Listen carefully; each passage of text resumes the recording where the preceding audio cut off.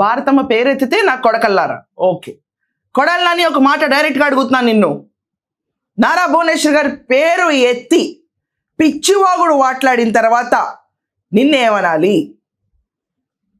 ఆంబటి రాంబాబు మాట్లాడిన తర్వాత ఏమనాలి? వల్లభనేని వంశీ కారు కూతలు కూర్చున్న తర్వాత ఏమనాలి?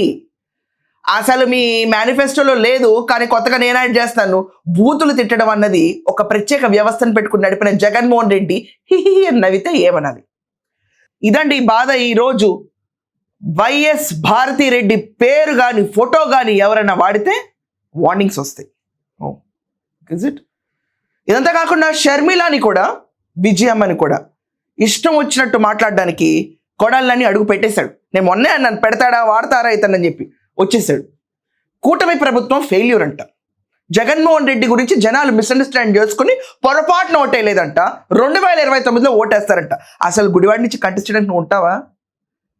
నువ్వు ఇప్పుడు దాకా అరెస్ట్ అవ్వలేదంటేనే ప్రతి ఒక్కళ్ళు షాక్ అవుతున్నారు. ఈ రోజు నువ్వు రెచ్చిపోయి చేస్తున్న వ్యాఖ్యలైన తర్వాత నీకు మాత్రం అరెస్ట్కి రంగం సిద్ధమవుతుంది. కొడాలి నాని వైసీపీ ప్రతి ఒక్కరిని రంగప్రవేశం చేపిస్తుంది, ప్రతి ఒక్కళ్ళతో తిట్టిస్తుంది. ఈరోజు షర్మిల నవరిండి మొత్తం చాప్టర్ నడిపింది వైఎస్ షర్మిల.